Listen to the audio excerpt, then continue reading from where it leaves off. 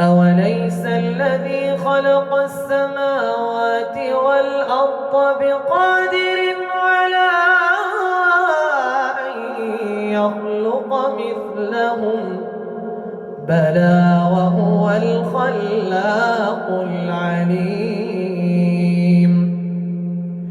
إنما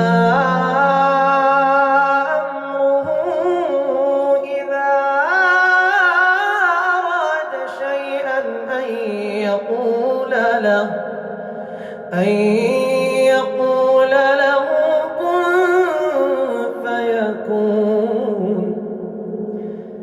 إنما أمره إذا أراد شيئا أن يقول له كن فيكون